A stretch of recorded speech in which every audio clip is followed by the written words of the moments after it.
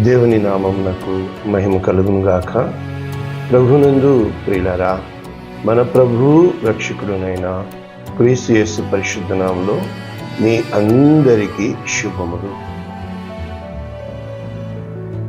7వ తేదీ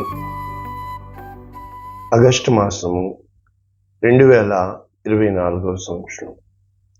ఈరోజు దేవుడు నీకు ఇస్తున్న వాగ్దానము, మహిమా స్వరూపి అయిన ఆత్మ మీ మీద నిలుచుచున్నాడు కనుక మీరు ధన్యులు.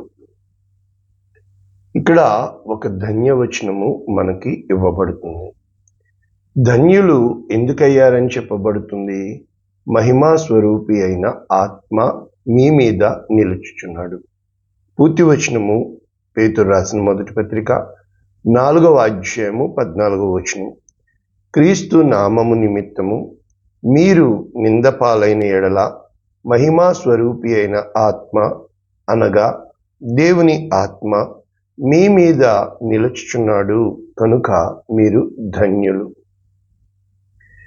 ఇక్కడ పూర్తి వచనంలో ఏం రాయబడిందంటే, క్రీస్తు నామము నిమిత్తము ఫస్ట్ కండిషన్, 2 మీరు నిందల పాలైన ఎడల. ఇవి 2 అంటే నిందలు పాలవుతున్నాము, అయితే ఆ నిందల పాలయ్యేది క్రీస్తు నామము నిమిత్తము. ఇక మహిమా స్వరూపి అయిన ఆత్మ అనగా దేవుని ఆత్మ మీ మీద నిలుచుచున్నాడు కనుక మీరు ధన్యులు. రివార్డ్ ఏంటి? ధన్యత్వం.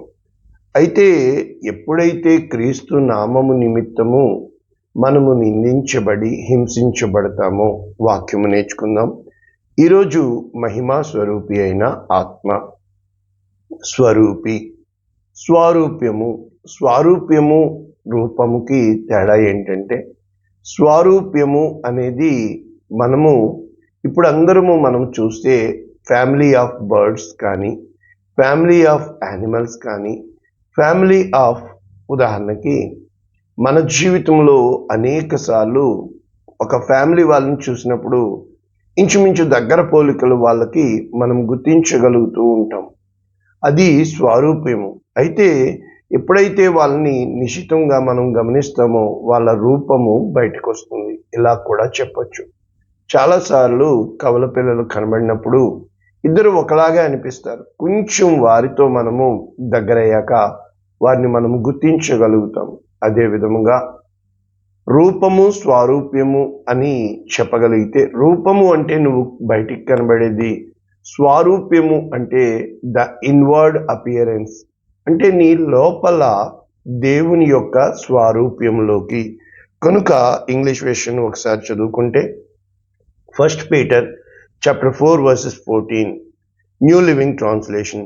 If you are insulted because you bear the name of Christ, ఒకవేళ దేవుని నామము నీవు ధరించి ఉన్నావు కనుక, దేవుని నామము నిమిత్తము, లేక ఇక్కడ నేమ్ ఆఫ్ క్రైస్ట్ అన్నారు కనుక క్రీస్తు నామము నిమిత్తము అని చెబుతూ, యు విల్ బీ బ్లెస్, నీవు ధన్యుడవు. For the glorious spirit of God rests upon you, అంటే దేవుని యొక్క ఆత్మ, మహిమ కలిగిన ఆత్మ నీ మీద నిలుచుచున్నది. ఈ రోజున మనము ఎక్కువగా వక్రీకరించబడుతున్న టాపిక్ నేను డీల్ చేయాలని ఆశపడుతున్నాను. మరి నా విషయంలో నేను ప్రార్థన చేసినప్పుడు కూడా మరి మనుషులు వెనకకి పడ్డము చూడగలుగుతున్నాం. కనీసం కాంటాక్ట్ లేకుండా కళ్ళు మూసుకుని ప్రార్థన చేసేటప్పుడు కొన్నిసార్లు భయపడిపోయేవాడిని. ఎందుకు అని అంటే, వాళ్ళకున్న క్లిప్స్ని బట్టి వాళ్ళకి ఎక్కడ తలకి దెబ్బ తగులుతుందో అని. కారణం ఏంటంటే, చాలామంది వాక్యాన్ని వక్రీకరిస్తున్నారు. సత్యవాక్యము అంటున్నావు, కరెక్టే. సత్యం అంటే ఏంటి? ఇక్కడ దేవుని యొక్క వాక్యము సత్యం అంటే ఏమిటి చెప్పబడుతుంది. యోహాను సువార్త మనము చూస్తే 14వ అధ్యాయము 16వ వచనం. నేను తండ్రిని వేడుకొందును, మీ యొద్ద ఎల్లప్పుడూ ఉండుటకై ఆయన వేరొక ఆదరణకర్తను, అనగా సత్యస్వరూపి. చూసారా? ద స్పిరిట్ ఆఫ్ ట్రూత్, కానీ సత్యస్వరూపి యగు ఆత్మను మీకు అనుగ్రహించును. అక్కడ మహిమా స్వరూపి అయిన ఆత్మ, దేవుని ఆత్మ. కనుక ప్రభునందు ప్రియులరా, ఇక్కడ దేవుని యొక్క వాక్యము స్పష్టంగా మీకు నేను చూపించాను. అదే విధంగా యోహాను సువార్త 15వ అధ్యాయము 18వ వచనం, ఏ విధముగా దేవుని ఆత్మను పొందుకోగలుగుతాము? లోకము మిమ్మును ద్వేషించిన యెడల మీకంటే ముందుగా నన్ను ద్వేషించినని మీరు ఎరుగుదురు. లోకము మిమ్మును ద్వేషించాలి, తరువాత మీరు లోక సంబంధులైన యెడల లోకము తన వారిని స్నేహించును. అయితే మీరు లోక సంబంధులు కారు, నేను మిమ్మును లోకములో నుండి ఏర్పరచుకుంటుని, అందుచేత లోకము మిమ్మును ద్వేషించుచున్నది. మనకు తెలియకుండా మనము అందరి మెప్పు కోరుకోవాలి అని ఆశపడుతూ ఉంటాం. తెలియకుండా ఏదో మంచి వాళ్ళు అనిపించుకోవాలని తాపత్రయపడుతూ ఉంటాం. తెలియకుండా ఇటువంటివి ఎన్నో మనలో ఒక ఆశ కలిగి ఉంటాం. తప్పేముంది అనిపిస్తుంది. కానీ ఎప్పుడైతే నీ ప్రాణము దేవుని కొరకు ఆశ గొనుచున్నదో, జీవము కలిగిన దేవుని చూడవలనని నీవు తృష్ణ గొనుచున్నావో, ఇక్కడ దాసుడు తన యజమానుని కంటే గొప్పవాడు కాడని నేను మీతో చెప్పిన మాట జ్ఞాపకం చేసుకొనుడి. లోకులు నన్ను హింసించిన యెడల మిమ్మును కూడా హింసింతురు. కనుక దేవుని యందు ప్రియమైన, ప్రభునందు ప్రియమైన దేవుని బిడ్డలారా, ఇప్పుడు మనము ఒకసారి స్వరూపి కదా, స్వారూప్యము అన్న వెంటనే మనకి గుర్తు రావాల్సింది అసలు సంఘాలు ఎందుకు పెడతారు, సంఘము వలన ప్రయోజనం ఏంటి అని అంటే, ఎఫెసీయులకు రాసిన పత్రిక 4వ అధ్యాయం 3వ వచనం ఏమంటున్నాడు? నేను మిమ్మల్ని బతిమాలు కొనుచున్నాను అంటూ, శరీరం ఒక్కటే ఆత్మ ఒక్కడే, ఆ ప్రకారమే మీ పిలుపు విషయమై ఒక్కటే నిరీక్షణ అని చెప్పుతూ, ప్రభువు ఒక్కడే, విశ్వాసం ఒక్కటే, బాప్తిస్మం ఒక్కటే, తండ్రి అయిన దేవుడు ఒక్కడే, ఆయన అందరికీ పైన నిలిచిన వాడై అందరిలో వ్యాపించి అందరిలో ఉన్నాడు. అయితే మనలో ప్రతి వానికి క్రీస్తు అనుగ్రహించు వరము యొక్క పరిమాణము చొప్పున కృప ఇయ్యబడింది. చూసారా, కృప అంటే దేవుని యొక్క వాక్యము ఏమని చెప్తుంది అని మనము ఆలోచన చేస్తే, ఇక్కడ మనకి 11వ వచనం, ఎఫెసీయులకు రాసిన పత్రిక 4వ అధ్యాయం, మనమందరము విశ్వాస విషయంలో దేవుని కుమారుని గూర్చిన జ్ఞాన విషయంలో ఏకత్వము పొంది సంపూర్ణ పురుషుల మగు వరకు, అనగా క్రీస్తునకు కలిగిన సంపూర్ణత. చూసారా, సంపూర్ణ పురుషులు, క్రీస్తునకు కలిగిన సంపూర్ణత. తన్ను తాను హెచ్చించుకున్నవాడు తగ్గించబడు. అంటే ఇది బయటికి కాదు, ఇది నీ లోపల తెలియకుండానే నిన్ను నీవు హీరోగానే పెట్టుకుంటావు, నిన్ను నీవు పైనే పెట్టుకుంటావు. ఎక్కడన్నా ప్రోగ్రాంకి వెళ్తే, ఎక్కడికన్నా ఫంక్షన్కి వెళ్తే నిన్ను అందరూ గుర్తించాలని, నిన్ను ముందుకు పిలవాలని, నీకు మర్యాద చేయాలని నువ్వు ఇష్టపడుతున్నావు. ఎవరు జీవితంలో ఏదో పుట్టామా చచ్చామా అన్నట్టు ఉండరుగా. అంటే ఏ రోజునైతే నీ ఇన్నర్ అపియరెన్స్ క్రీస్తు ప్రభువు వారిని నువ్వు ధరించుకుంటావో, అంటే ఇక్కడ దేవుని యొక్క వాక్యం సెలవిస్తుంది, పరిశుద్ధులు సంపూర్ణులగుటకు, క్రీస్తు శరీరము క్షేమాభివృద్ధి చెందుటకు, పరిచర్య ధర్మము జరుగుటకు అపోస్తలులు, ప్రవక్తలు కదా. అయితే మన టాపిక్ ఏంటి ఈరోజు? దేవుని యొక్క వాక్యం సెలవిస్తుంది, యోహాను సువార్త 1వ అధ్యాయము 32వ వచనం. యోహాను అనగా బాప్తిస్మిచ్చి యోహాను సాక్ష్యమిచ్చుచు, ఆత్మ పావురము వలె ఆకాశము నుండి దిగువచ్చుట చూచితిని. ఆ ఆత్మ ఆయన మీద నిలిచెను. అందరూ పావురాలు వేసేస్తారు. అంటే అక్కడ ఏం చెప్పబడుతుంది? ఏ విధముగా పావురము దిగి వస్తుందో అంటే ఒక పోలిక చెప్తున్నాడు. మనమందరము ఆత్మ అన్న వెంటనే పావురాలు వేసేస్తూ ఉంటాం. అయితే ఇక్కడ ఏమని చెబుతుంది అని అంటే, నాకు ఆయనకి ఇవ్వబడిన రెవల్యూషన్ ఏంటి? నేను బాప్తిస్మము నీళ్ళలో ఇచ్చితిని కానీ ఎవనికైతే అంటే మిమ్మల్ని పరిశుద్ధాత్మలో బాప్తిస్మం ఇచ్చిరాడో నీవెవని మీద ఆత్మ దిగి వచ్చి నిలుచుట చూతువో ఆయనే పరిశుద్ధాత్మలో బాప్తిస్మం. అంటే తనకివ్వబడిన దర్శనము రెవల్యూషన్ని అక్కడ ప్రాక్టికల్ సెన్సెస్లో బాప్తిస్మిచ్చి యోహాను చూచి సాక్ష్యమిస్తూ ఇదిగో లోక పాపములను మోసుకొని పోవు దేవుని గొర్రెపిల్ల అని సాక్ష్యమిస్తున్నట్లు మనము చూడగలుగుతున్నాం. అయితే ఇప్పుడు ఆత్మ కదా, చాలాసార్లు ఈ ఆత్మ కార్యాలు దూషింపబట్ట కారణము ఏమని చెప్పేస్తారంటే మీ నిమిత్తమేగా నా నామం దూషింపబడుతుంది. కరెక్టే, దేవుని యొక్క వాక్యం సెలవిస్తుంది తండ్రి అయిన దేవునికి విరోధముగా కుమారుడైన క్రీస్తుకు విరోధముగా పాపము చేసినా హేళన చేసినా ఒకవేళ పాపక్షమాపణ ఉందేమో కానీ పరిశుద్ధాత్మకు వ్యతిరేకంగా పాపం చేస్తే పాప క్షమాపణ లేదు. చాలా మంది ఏంటంటే మనలో ఉన్న తత్వము ఎదుటివాడు మనకంటే గొప్పవాడు అని అంగీకరించడానికి మనలో ఉన్న అహము అడ్డు తగులుతూ ఉంది. చాలాసార్లు నేను ప్రయత్నం చేస్తాను, నీవు అర్ధరాత్రి గాఢ నిద్రలో దేవుడు నిన్ను నీ ఆత్మను దర్శించినప్పుడు చాలాసార్లు కొంతమందికి నేను పూర్తి వాక్యం చెప్పి శక్తికి మించి మాటలు కూడగట్టుకుని చెప్పినప్పటికీ వాళ్ళు the end of the word అంటే కంక్లూజన్లో ఏం చెప్తారో తెలుసా? ఎదుటి వారిని నిందించి ఎదుటి వారి మీద వారికి ఉన్న తమ యొక్క ఫుల్ అభిప్రాయము బయలుపరుస్తారు. అప్పుడు నేను ఏమంటానో తెలుసా? బూడిదలో పోసిన పన్నీర్ అయిపోయింది, ఇది నువ్వు అని నేను అక్కడ చెప్పలేనుగా. దేవుడు నిన్ను దర్శించినప్పుడు నీవు ఏ అభిప్రాయము కలిగి ఉన్నావో ఈ నీ చిన్న మెదడు ఉంది చూడండి, అందులో ఏది నిక్షిప్తమై ఉన్నదో అది దేవుడు నిన్ను చూస్తాడు. అంటే నువ్వు దేన్ని నమ్ముతున్నావో, దేని చేత బాధింపబడి ఉన్నావో, దేని చేత కృంగిపోయావో, ఎవరి మాటలు నిన్ను గాయం చేసి ఉన్నారో దేవుడు నీకు ప్రత్యక్షమైనప్పుడు నీవు అదే చెబుతావు, నీ ఆత్మ అదే బయలుపరుస్తుంది. అంటే ఈ సత్యస్వరూపి అయిన ఆత్మ, నేను మీకు చెప్పాను కదా, మరి రోమీయులకు రాసిన పత్రిక మనము చూచిన ఎడల దేవుని యొక్క వాక్యము ఈ విధంగా చెప్తుంది.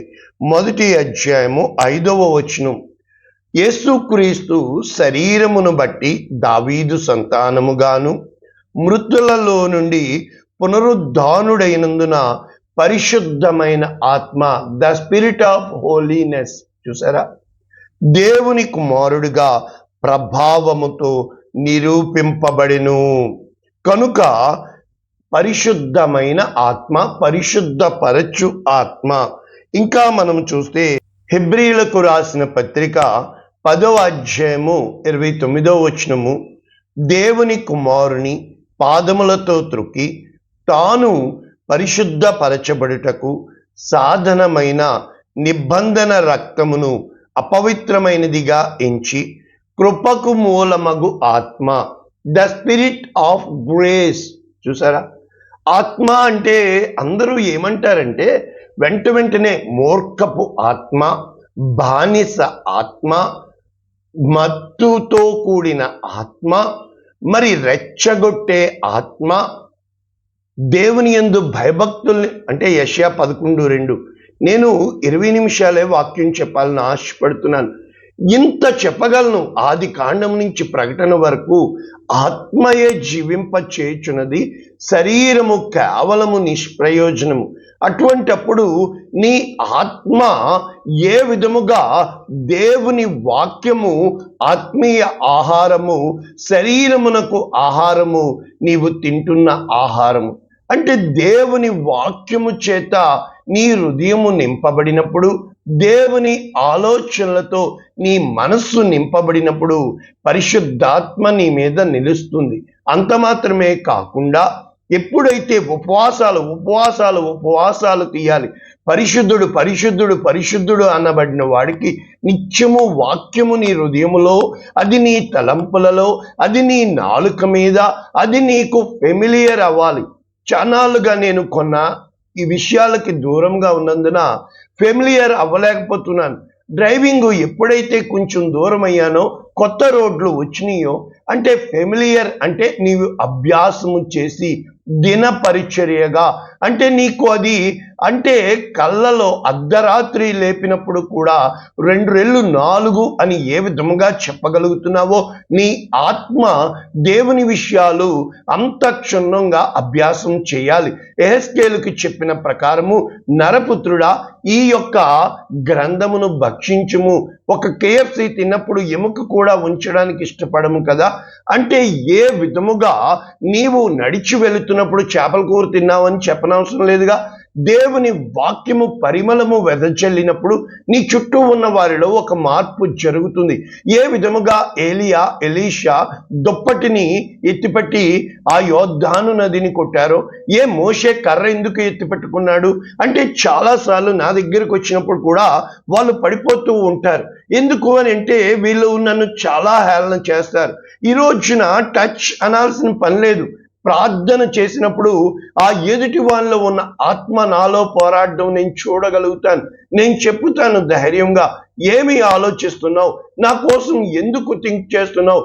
వెంటనే ఆ మూర్ఖపు ఆత్మ నా మీద దెబ్బలాడినట్లు, ఉదాహరణకి ఈ మొత్తం భాగం అంతా భయంకరమైన వేదన, చాలాసార్లు కడుపులో తిప్పేసినట్లు, చాలాసార్లు బలహీన పడిపోయినట్లు, చాలాసార్లు అంటే నీవు ఆత్మ గురించి చెప్పాలి అంటే గుర్తుపెట్టుకోండి, మనము సైన్స్ చదువుతున్నాం చిన్ననాటి నుంచి. ఏమని? చార్లెస్ డార్విన్ సిద్ధాంతం, జీవ పరిణామ సిద్ధాంతం కదా.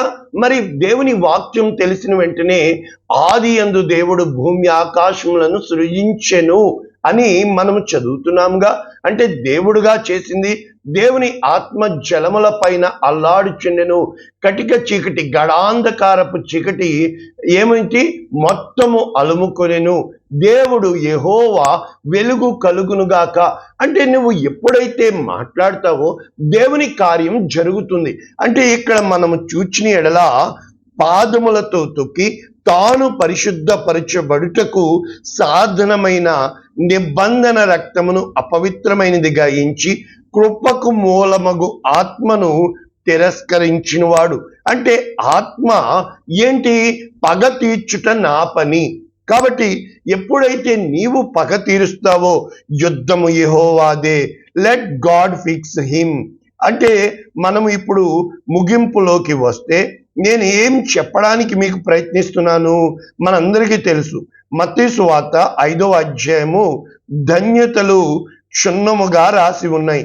ఏమని చెప్తున్నాడు? 11వ వచనము, నా నామము నిమిత్తము జనులు మిమ్మును నిందించి హింసించి మీ మీద అబద్ధముగా చెడ్డ మాటలెల్ల పలుకున్నప్పుడు ధన్యులు. ఎన్ని ధన్యవచనాలు ఈ మత్తయి సువార్త 5వ అధ్యాయంలో మనం చూడగలుగుతున్నాం. అయితే కొరింథీయులకు రాసిన 2వ పత్రిక 4వ అధ్యాయము 4వ వచనం, దేవుని స్వరూపి అయి ఉన్న, చూసారా, క్రీస్తు, in Christ God has revealed himself. దేవుని ప్రేమ యేసు క్రీస్తు ద్వారా మనకు వెల్లడి అగుచున్నది.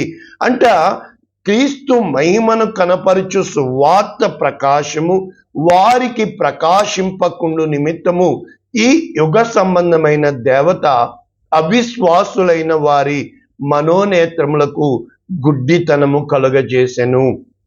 అంధకారములో నుండి వెలుగు ప్రకాశించునుగాక అని పలికిన దేవుడే తన మహిమను గూర్చిన జ్ఞానము యేసు క్రీస్తునందు వెల్లడిపరుచుటకు మా హృదయములలో ప్రకాశించెను. ఎప్పుడైతే దేవుని ఆత్మ నీకు ఇన్సైట్ అంటే అంతరంగ జ్ఞానము, అంతరంగ వైభవము, అంతరంగ పరిశుద్ధత, అంతరంగ పురుషుడు, అంతరంగములో విశ్వాసము, అంటే నీ ఆంతర్యములో జరిగే కార్యాలు నేను చెప్పుతున్నాను. అనగా యోహాను రాసిన మొదటి పత్రిక 4వ అధ్యాయం 4వ వచనం మీ అందరికీ తెలుసు. ఏమని చెప్పబడుతుంది? చిన్న పిల్లలారా, మీరు దేవుని సంబంధులు, మీలో ఉన్నవాడు లోకములో ఉన్నవాని కంటే గొప్పవాడు కనుక. అంటే ఎప్పుడైతే ప్రేమతో జయించాలి, యుద్ధముతో కాదు, కలహముతో కాదు, పోట్లాడుటతో కాదు, ఎదుటి వ్యక్తిని నీచముగా మాట్లాడట కాదు, నింద వేయటము కాదు, వారు లోక సంబంధులు కనుక దేవుని సంబంధులు లోక సంబంధులు. దేవుని ఎరిగిన వాడు దేవుని మాట వినును, దేవుని సంబంధి కానివాడు మన మాట వినడు. కనుక ఇందువలన మనము సత్య స్వరూపమైన ఆత్మ ఏదో, చూసారా, భ్రమపరచు ఆత్మ ఏదో అన్నింటికీ నిదానించును, అన్నింటినీ నమ్మును, అన్నింటినీ ఓర్చుకొనును, అన్నింటికీ సమాధానపడును. దేవుని ప్రేమ, దేవుని ఆత్మ, ఇదిగో సత్య స్వరూపమైన ఆత్మ ఏదో, భ్రమపరచు ఆత్మ ఏదో తెలుసుకొనుచున్నాము. ప్రియులారా, ఒకరిని ఒకడు మనము ప్రేమింతుము, ఏలయనగా ప్రేమ దేవుని మూలముగా కలుగుచున్నది. ప్రేమించు ప్రతివాడు దేవుని మూలముగా పుట్టినవాడై దేవుని ఎరుగును. దేవుడు ప్రేమ స్వరూపి, ప్రేమ లేనివాడు దేవుని. ఇన్ని స్వరూప్యములు నేను నీకు చెప్పానే. ఏ స్వరూప్యంలో మాట్లాడావు, ఏ స్వరూప్యంలో మారావు, ఏ స్వరూప్యంలో కార్యములు చేస్తున్నావు, ఏ స్వరూప్యంలో నీ ప్రవర్తన ఉంది అంటే అది ఆ సేవకుడు చేశాడు గనుక కాదు. మరి ఏది సత్యము? స్వస్థతలు ఉన్నాయని నమ్ముచున్న నీవు ఆ వ్యక్తి చేసిన ఆ వ్యక్తిని నువ్వు సబ్జెక్ట్ చేస్తున్నావు కదా. అతడు ఏ నామమును బట్టి ప్రార్థన చేశాడు అది చెప్పిన మత్తయి సువార్త 7వ అధ్యాయంలో, మీరు నా నామమున దెయ్యములు వెళ్ళగొట్టినను మీరు నన్ను ఎరుగకుండిరి గనుక అంటారు. అంటే కాంటెక్స్ట్ మనకి ఇష్టం వచ్చినట్లుగా మాట్లాడుకోవడం కాదండి, మార్చుకోవడం కాదండి. ఎప్పుడు అయితే ఎదుటి వ్యక్తిని నిర్ధారించి తేరించి చూడగలుగుతావో, వివేచన గల ఆత్మ ఉంటుందో, గుర్తుపెట్టుకోండి, ఎప్పుడైతే జ్ఞానము ఉప్పొంగ చేస్తుంది, జ్ఞానము నిన్ను ప్రత్యేకించేస్తుంది, అయితే దేవుని ప్రేమ నిన్ను కలుపుతుంది, నిన్ను తగ్గిస్తుంది, నిన్ను 10 మందితో సమాధానపరుస్తుంది. దేవుని ప్రేమ లేకుండా, అనగా మనకు అనుగ్రహించబడిన పరిశుద్ధాత్మ వలన దేవుని ప్రేమ మన హృదయములలో కుమ్మరింపబడాలి. రోమీయులకు రాసిన పత్రిక 5:5. అంటే మనం ఇంకా పాపులమై ఉండగా క్రీస్తు మన కొరకు చనిపోయాను. యేసుక్రీస్తు ఆత్మ, పరిశుద్ధాత్మ. ఎప్పుడైతే నీవు ఉపవాసములు చేసి, సహవాసము చేసి కన్నీటి లోయల్లోనికి వెళతావో, దేవుడు నీ ద్వారా తన వెలుగును, తన మహిమను, తన ప్రభావాన్ని బయలుపరచాలి అని ఆశపడతాడు. అయితే ఈ లోకంలో నీకు నిందలు, అవమానాలు, దూషణలు కలుగుతాయి. నిజంగా దేవుని కోసం, నిజంగా దేవుని యొక్క సువార్త కోసం, నిజముగా దేవుని సేవ కోసం ఏ రోజన్నా నాకుంది సాక్ష్యము, నిందలే మిగిలాయి, అన్యాయమే అయిపోయాను, గుండె పగిలి ఆడవడం అంటే ఏంటో నాకు తెలుసు. నా కన్ను కన్నీటి ఊటగా, నా తల జలమయము. ఈరోజు ఏ స్వరూప్యంలో నువ్వు మారుతున్నావు? నిన్ను చూసిన వారు దేవుని మహిమను చూడాలి. నిన్ను నీ దగ్గరికి వచ్చి మాట్లాడుతున్న వాళ్ళు హృదయం విప్పి చెప్పగలగాలి. అటువంటి గొప్ప కృప దేవుడు నీకు నాకు అనుగ్రహించునుగాక. పరిశుద్ధుడా, ప్రేమ కలిగిన తండ్రి, విత్తబడిన వాక్యము వీరి హృదయంలో ప్రకాశించు సువార్త వలె వీరి అంతరంగ పురుషుణ్ణి భ్రమపరచు ఆత్మ ఏదో, సత్య స్వరూపి అయిన ఆత్మ ఏదో వీరికి బయలుపరచమని ఎన్నో వాక్యాలు చెప్పొచ్చయ్యా. అయా, ఇవ్వబడిన సమయంలో నాకు ఇవ్వబడిన నా కృపా సాక్ష్యమును బట్టి విత్తబడిన ఈ వాక్యమును యేసు నామమున దీవిస్తున్నాము తండ్రి. Amen. God bless you all. దేవుడు మిమ్మల్ని దీవించును గాక. ఆమేన్.